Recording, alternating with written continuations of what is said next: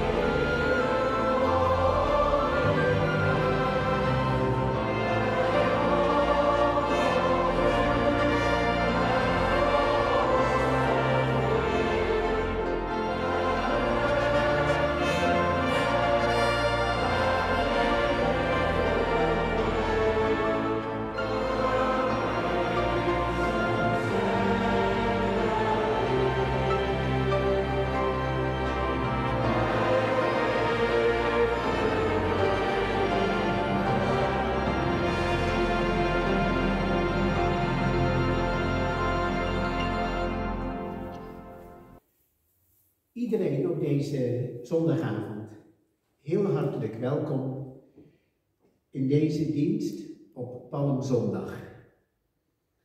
Het zal vandaag gaan in de preek over de intocht van de Heer Jezus in Jeruzalem. En wij hopen en bidden dat we met elkaar een gezegende dienst zullen hebben. Samen gaan we nu eerst zingen Psalm 65.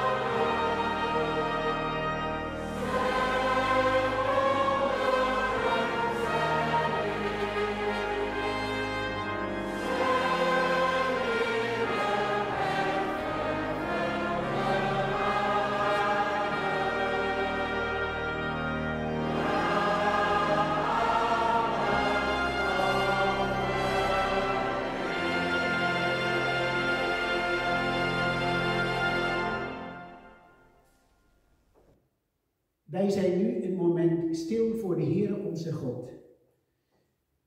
En zullen bidden om zijn aanwezigheid in deze dienst.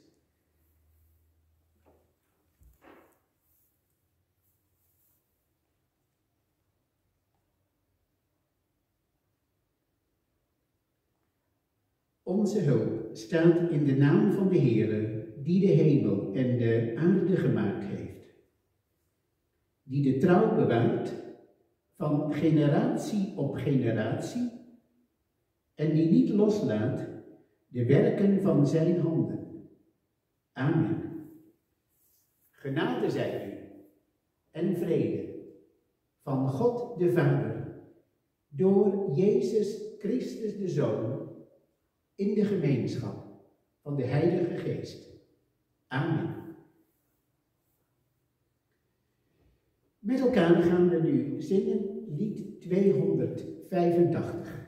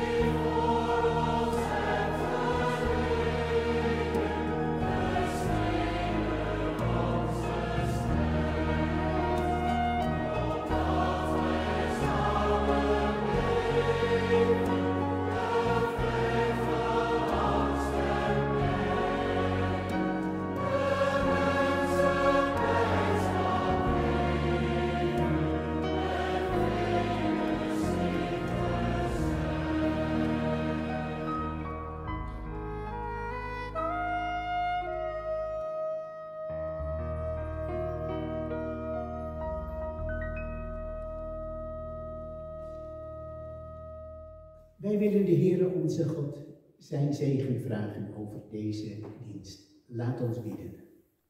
Heere onze God, er gaat geen dag voorbij waarop wij uw grootheid en uw goedheid niet zien.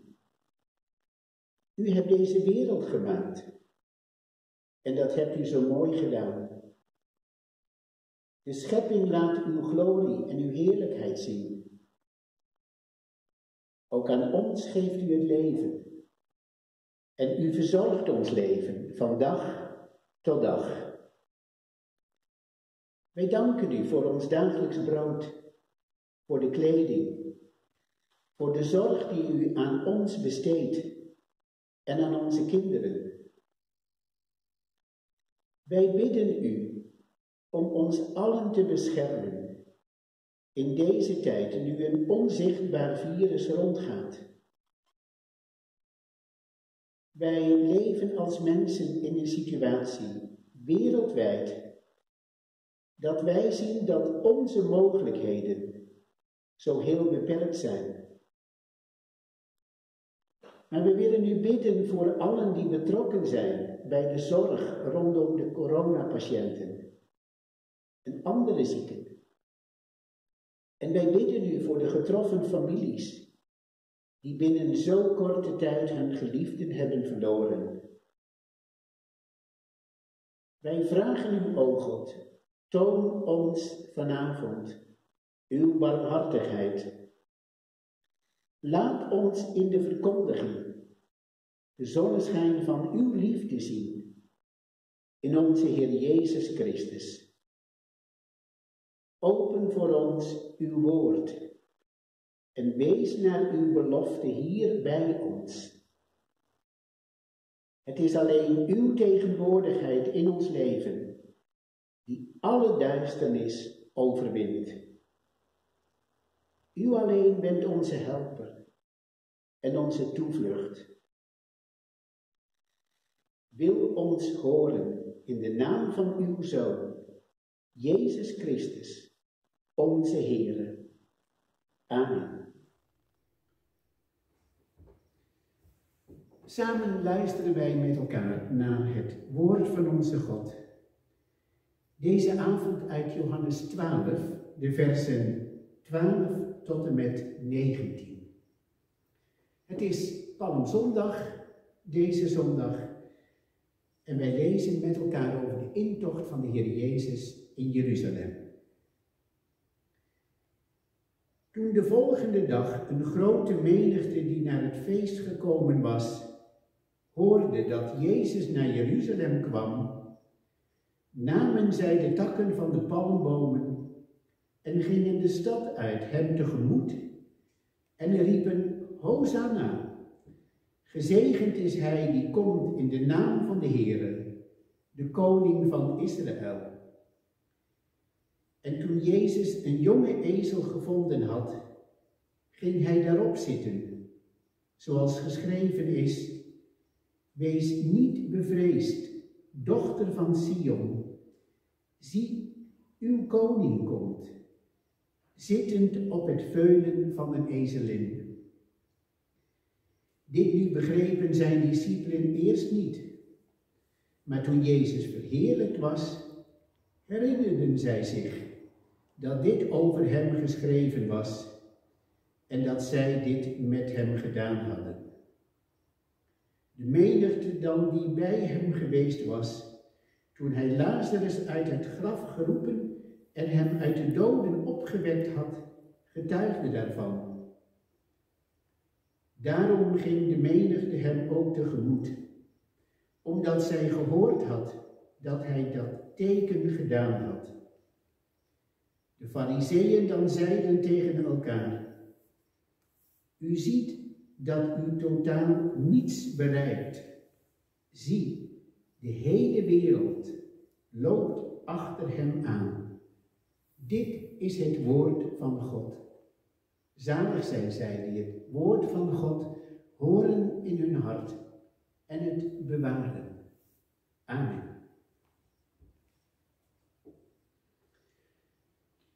Samen gaan wij zingen uit Gezang 51, middelpunt van ons verlangen.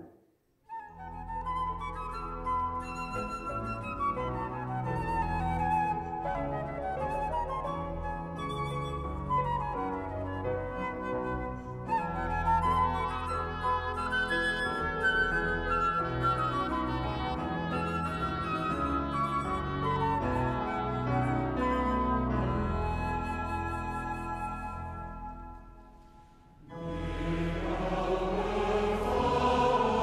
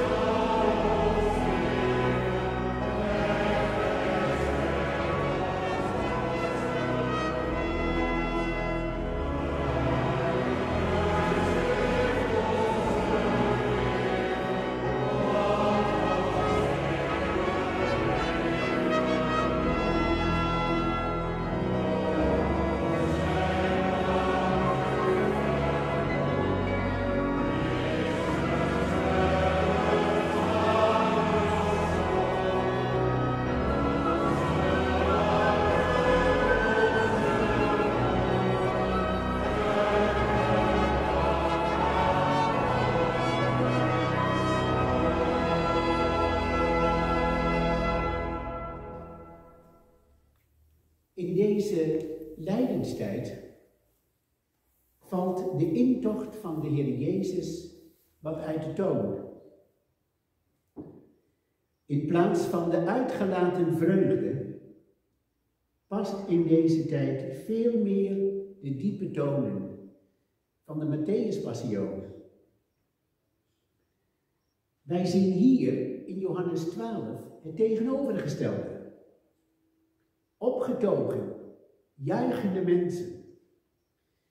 De intocht in Jeruzalem gaat gepaard met glorie voor Jezus. Hij wordt als een koning binnengehaald. De loper wordt voor hem uitgelegd. Hosanna, de koning van Israël. Dit is een klein moment van lof voor Jezus. Hij die in zijn leven zo weinig lof ontvangen heeft. Met palmtakken wordt hij binnengehaald. Palmtakken. Het symbool van Joods verzet tegen de Romeinen. Het was bezettingstijd. De Romeinen gaan natuurlijk nu snel ingrijpen. Die hielden niet van volksopstootjes. Dat blijkt ook wel, want binnen 70 jaar zou Jeruzalem tot een puinhoop worden. Maar nu wordt de mensenmassa steeds groter. Men schat dat er op het paasfeest wel 250.000 mensen in de stad waren. Velen wilden Jezus wel eens zien. Jezus die Lazarus heeft opgewekt.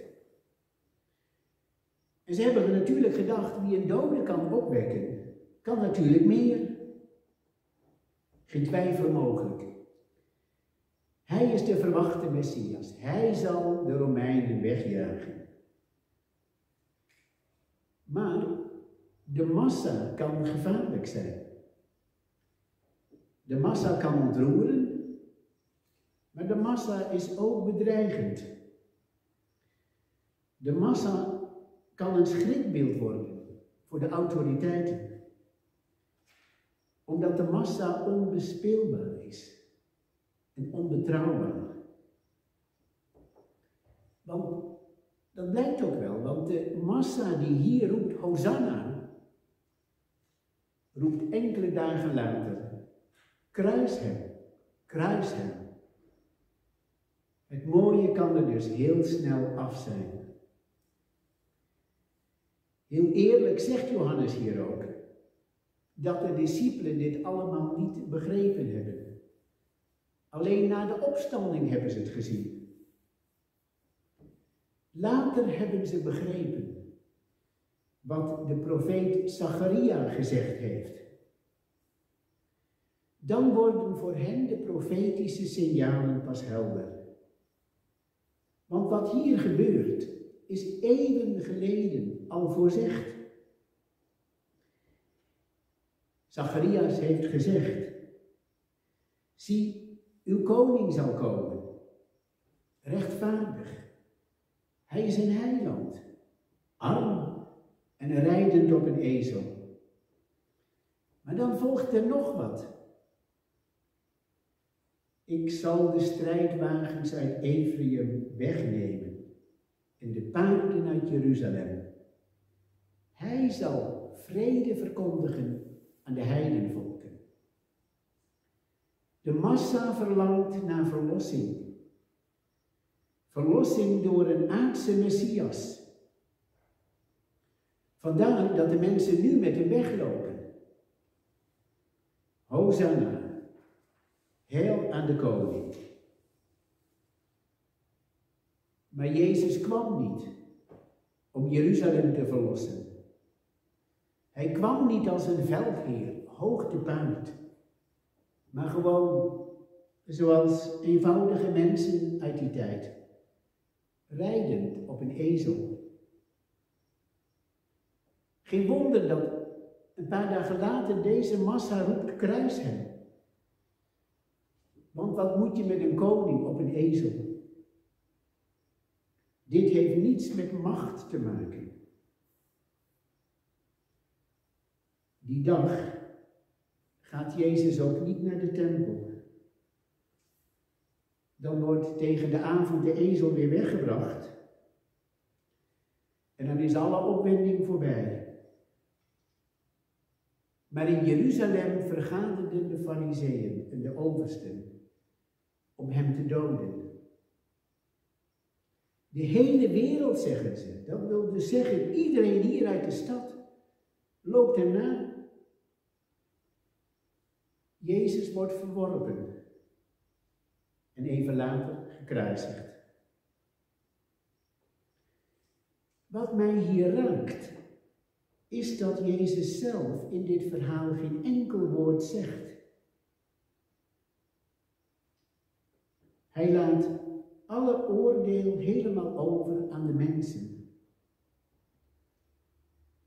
Dit zwijgen van Jezus gaat door tot voor Herodes en Pilatus. En daar pas zegt Jezus, mijn koninkrijk is niet van deze wereld. Hij is gekomen met een heel ander doel. Hosanna betekent namelijk in de Aramese taal ook dit.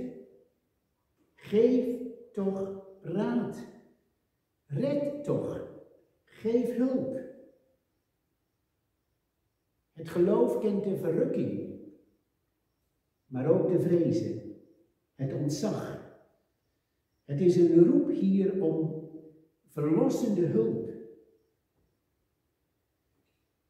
Zijn wij niet op zoek naar iemand die ons helpt en die van ons houdt? Niet hoog te paard, maar tastbaar, op een ezel. Jezus zoekt geen macht, maar mensen die hulp bij hem zoeken. Ons vertrouwen is soms zomaar weg. Ook wanneer wij zien wat er nu zich allemaal in deze wereld afspeelt. Overal moet men erkennen, onze mogelijkheden tegen dit virus hebben een grens.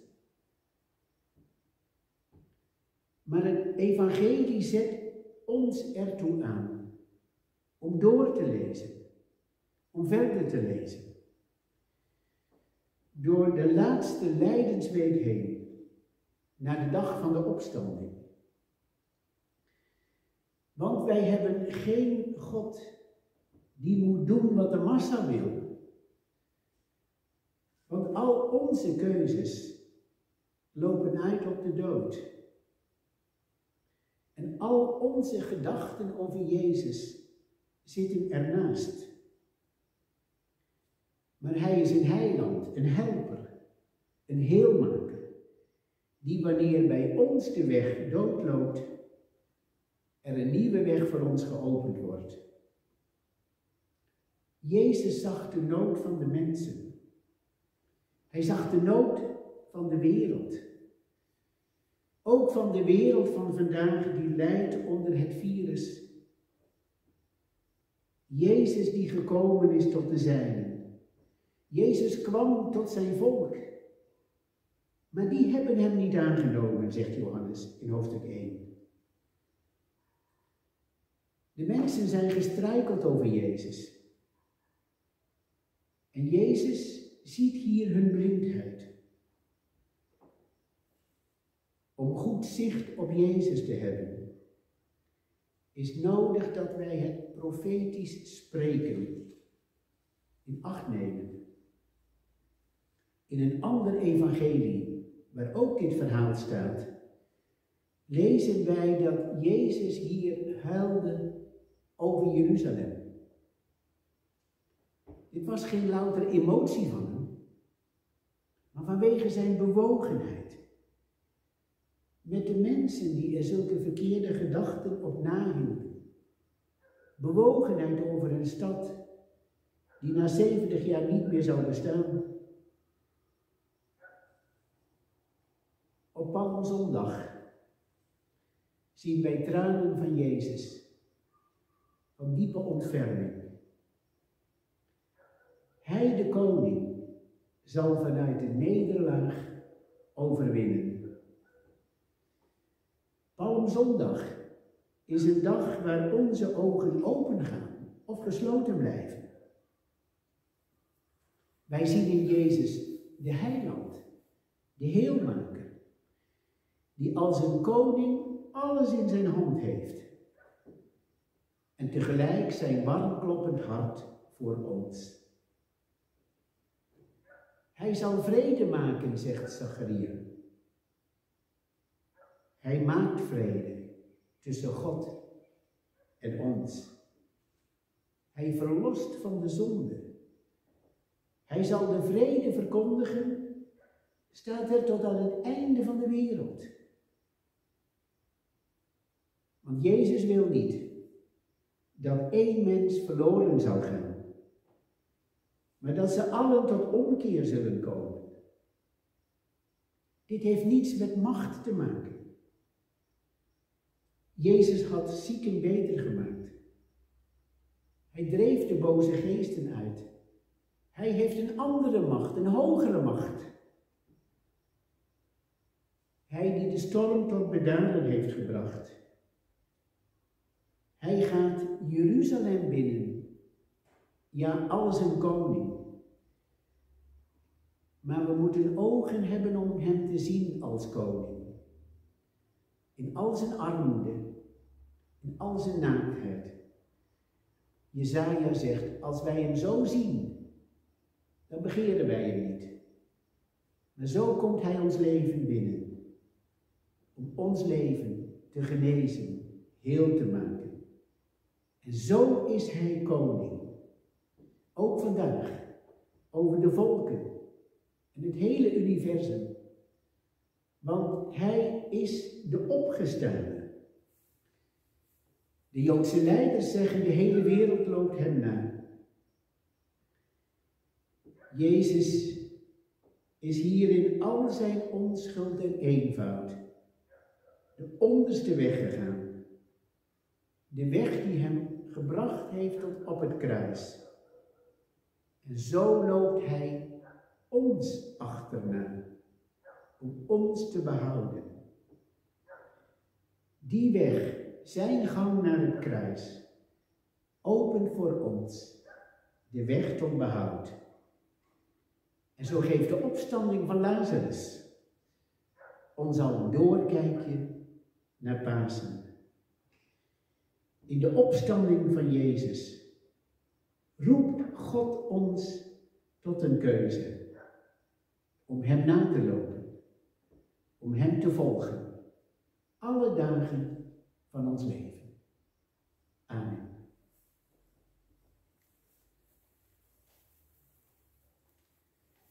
Wij gaan nu zingen lied 119.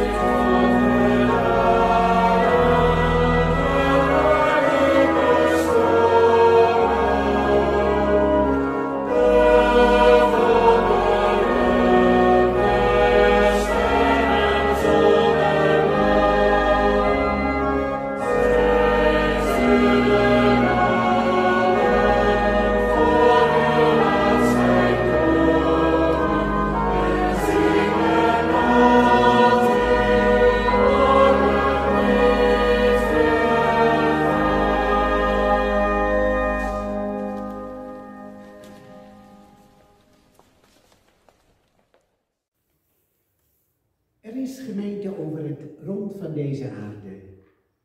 De kerk van onze Heer Jezus Christus. Op deze zondagavond doen wij in gemeenschap met deze kerk belijdenis van het algemeen, ongetwijfeld christelijk geloof. Vanavond met de woorden van de 12 artikelen. En ieder van u spreken met mij in zijn of haar hart. Ik geloof in God, de Vader, de Almachtige, de Schepper van de hemel en van de aarde. En ik geloof in Jezus Christus, zijn enige geboren Zoon, onze Heere, die ontvangen is van de Heilige Geest, geboren uit de Maagd Maria, en die geleden heeft onder Pontius Pilatus, is gekruisigd, gestorven en begraven, nedergedaald ter helle. De derde dagen wederom opgestaan van de doden, opgevaren naar de hemel, en zit aan de rechterhand van God de Vader, van waar hij komen zal, om te oordelen de levenden en de doden. Ik geloof in de Heilige Geest. Ik geloof de heilige, algemene, christelijke kerk. En dat is de gemeenschap van de heiligen. Ik geloof de vergeving van de zonden. Ik geloof de wederopstanding van het lichaam. En ik geloof een eeuwig leven. Amen. Als antwoord hierop zingen wij lied 399.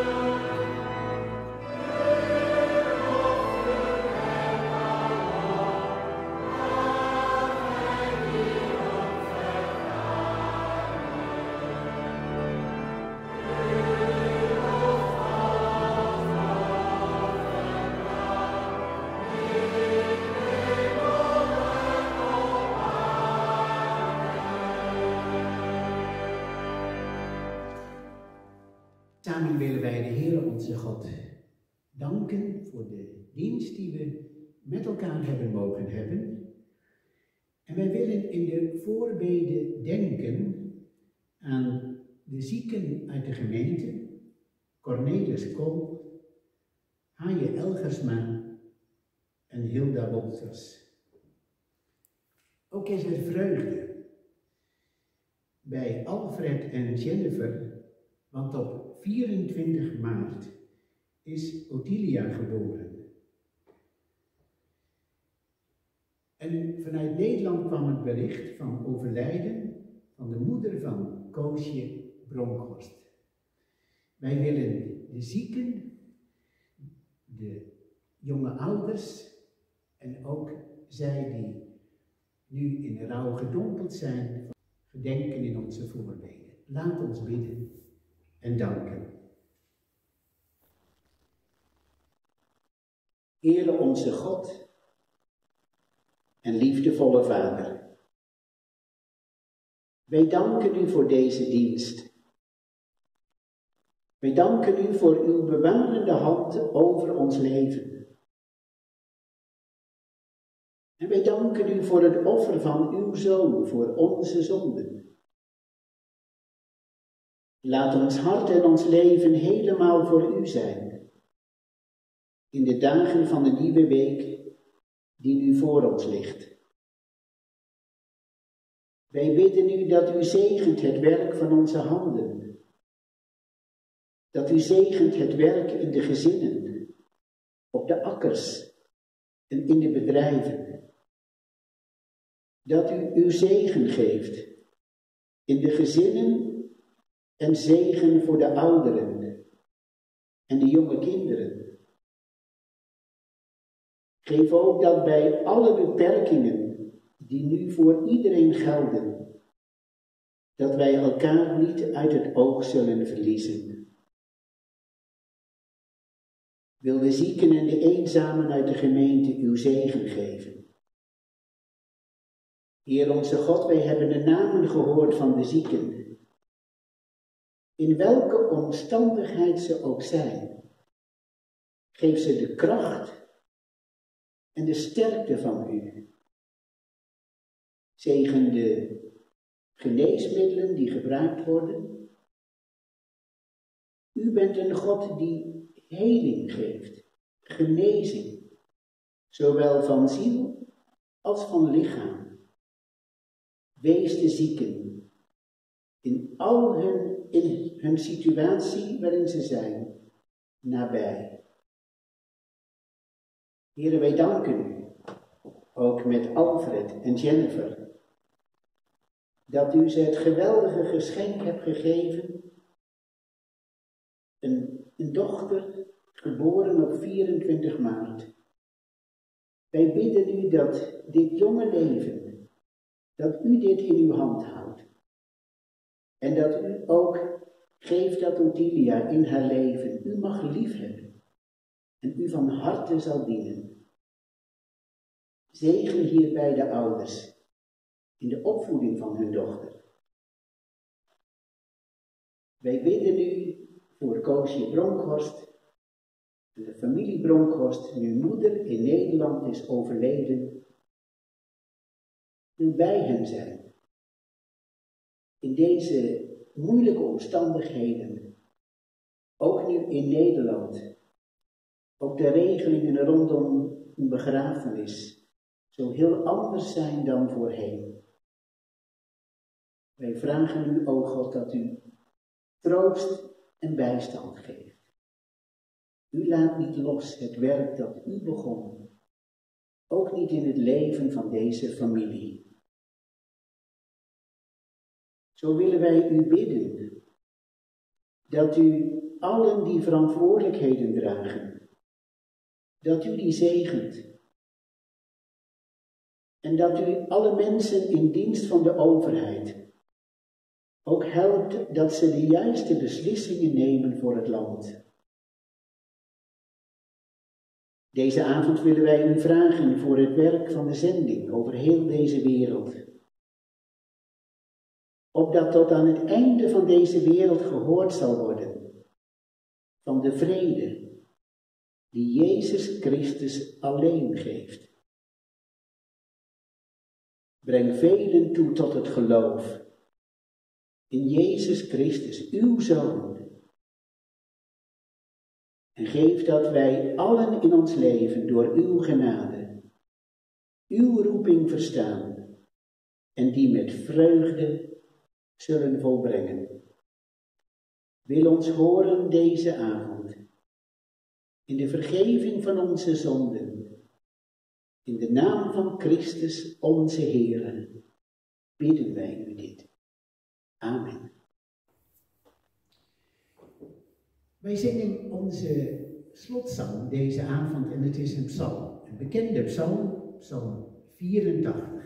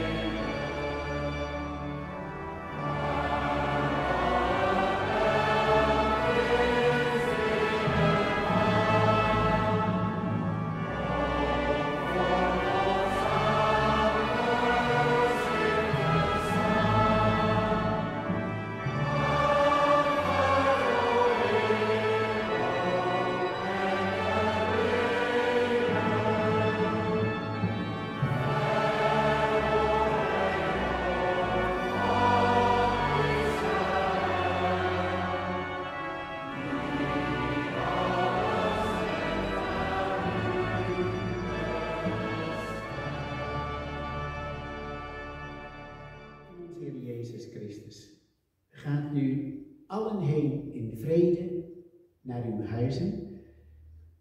U die nu meekijkt thuis, wellicht met het gezin, met de kinderen,